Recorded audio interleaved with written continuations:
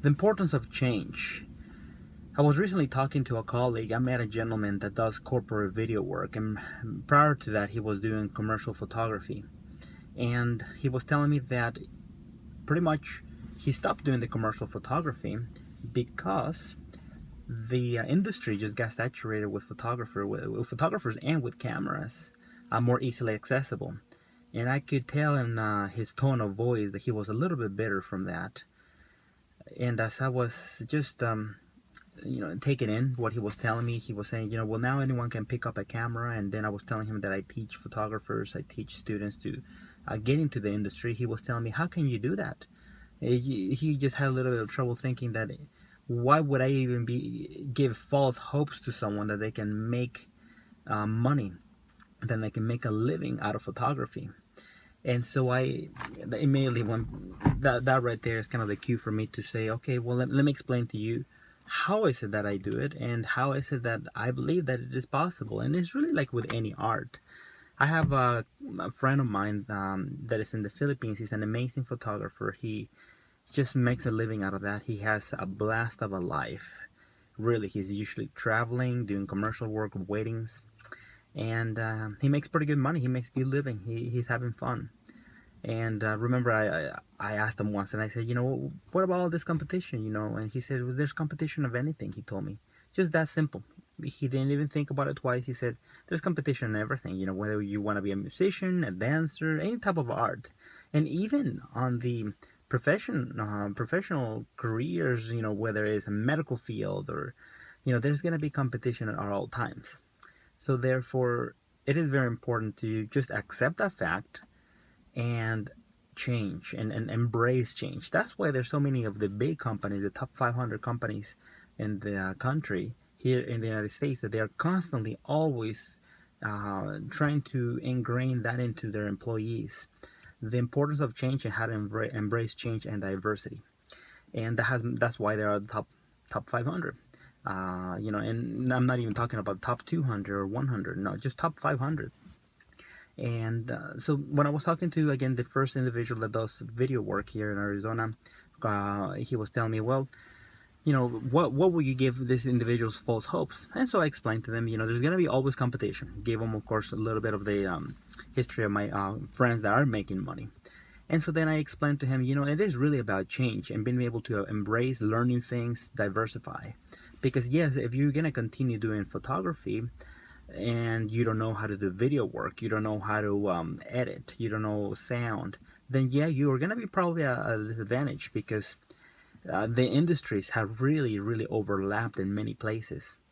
There's been 4 waves, and the photographers that have not been able to adapt, for either photographers or video producers, that have not been able to adapt from back and forth, and just simply learn, continue being a learning machine, like Charlie Munger says. We have to continue being just this learning machines, that as we continue every day, there's going to be new technologies, new things coming out in the news, and you just have to be receptive to things, see the things that work, analyze them, and move on. And if you need to grab on, as they say, good artists copy, great artists steal. And that's really the concept about it. The concept is about being able to simulate and embrace change. That actually is a quote from Pablo Picasso, so that's a famous quote.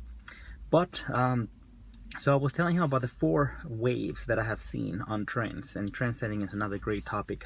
Trend setting and pattern recognition. But most importantly, these 4 waves, if those photographers or those individuals that have not been able to adapt to these 4 waves in the photography and film industry, they really have become extinct. Just like Jurassic Park, right? And the movie is like when they tell during one of the movies, when they finally arrive at Jurassic Park for the first time, and they say, well, it looks like we're extinct now. We archaeologists. Well, that's really how it happens, and it's just because people don't embrace change. Now, first wave has been from film to digital. That's as I see it. And again, this is my take on things. So film to digital, those photographers that didn't want to adapt to it, they didn't even want to give it a shot to see how digital would work, they really eventually retired, and they're gone. And I know many of them. and that's all they do is like, oh yeah, I used to be a great photographer back then. It's like, well, what happened to your talent? You still have it hidden in you. Why don't you just pick up the camera and start shooting, even if it's just for fun? And so that's the first wave. Second wave, the photographers that didn't want to embrace video production. Because many times they will ask you, your clients is like, how to do video? They might even, you might be able to upsell them by providing video work, but not only that, but they want you to be knowledgeable in that. Even if you're not the person, you can outsource the work, and then you can still make some money. So there's many possibilities. So those photographers that didn't want to embrace that they still wanted the two bands on this side, photographers, on this side, videographers, and they didn't even want to touch it. Again, they became extinct, and many of them are still, they retired. Thirdly, is from DSLRs to mirrorless. DSLR to mirrorless, right now we can see that there's a lot of pushback. Still, there's a lot of photographers hanging on to Nikons and Canons, and they're great cameras, don't take me wrong, I still use them. And I look forward right now to, in the near future, testing out the 1DX Mark II, because that's an amazing camera. Nonetheless, the features, as it is, the camera is coming out, to be honest, for me, it's already dated compared to other cameras. That is just simply even though the quality is amazing, the bitrate on that video is amazing. It's like 800 megabits per second. You still don't have a lot of the video tools that you need. So what's the point of having great video camera with great bitrate? It's gonna be good quality if it's gonna be a little bit handicapped. Again, that's a conversation for another time. But mirrorless, you gotta just, at the very least, as Joe Salatin mentioned once, if you're gonna argue something, at least know the other side better than the other person, because you at least gotta go ahead and know the other side to be able to argue the other side as well. Before you completely shut it down, take a look and think about the other side and see why. Because it's not like people are stupid why they're jumping onto mirrorless. It's just really that there are things that the mirrorless cameras are coming out with features that are really empowering us, and so that's the reason we have started using many mirrorless cameras. Great quality too. We can see that many photographers just simply want to stay faithful, and they say that convictions are more powerful than lies. And so just simply knowing that convictions are more powerful than lies, that's sometimes a little tough to swallow, but think about it. Sometimes people will take their convictions all the way to the grave because they didn't want to change.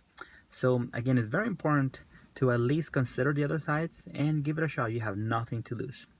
That's been the third one as far as what I can see on the industry and on trends. DSLR to mirrorless. And we can see that because many the market for Canon is going down. Nikon is pulling through. It still is very good. They're great quality cameras. But why not give it a shot? Why not have both of the technologies on your side rather than having one on the opposite side, right? And finally, what I foresee a lot right now is, of course, we see the 360 video, which is, of course, tied in with the immersive virtual reality experience from the viewer, as well as augmented reality. That is kind of a subset that I see. It might kick up into another wave, but most importantly, I believe that is in-camera editing, because there are cameras that will be doing, first of all, is live streaming, and second of it is going to be in-camera editing, where if you just need a live stream that is edited and you're switching between back and forth the different shots at the end of the video, and there's a camera coming out of the Mevo which I'm going to be testing out. At the end of the live stream, you already have a fully edited video. And there are many cameras, even the cell phones, that everything's coming out just with live streaming. And let me turn this on. Live streaming, and with the ability to do in body, or whether it's a cell phone, whether it's a camera, in-camera editing. Because many people will, the moment that you surpass that problem of you having to take out your SD card, putting on your computer and do editing there, that long process, which is the normal process, the moment you can bypass that for specific type of work, that's the moment that there will be a big change in the industry and another shift. And it's going to be another one of those is like, wow, Now I don't have to edit a simple video. If it's something simple for, you know, quick posting, now I don't have to go home and edit it. And there will be another, I anticipate another bit of opposition. People will be like, well, that's not real editing. That's not real professional. But really the definition of professional is not only the quality and the service that you provide, but it's also the fact that you're making money. It's your profession. That is the definition of professional. So those are the 4 major waves that I wanted to share with you guys. And again, the title of this video, and the reason I wanted to real quick park here before heading home and talking about the importance of change is because I see it not only from this colleague that I just met, that he still has a little bit of resentment from his, you know, time when he was a commercial photographer, and how there's still many individuals in the industry that don't want to change, or they just simply don't fully embrace change.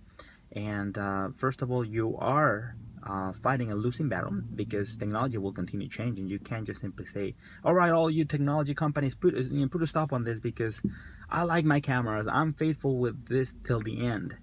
And believe me, if Canon comes out with a better mirrorless camera, and Nikon, whichever way you want to pronounce it, comes out with a better camera, the same thing. People can indeed, you know, I will switch. You know, as my primary set of cameras. So never be in love, so fall in love that you're gonna not continue growing and not continue embracing change. And remembering this, finally, just real quick, sharing with you guys this final quote, which is attributed to Charles Darwin.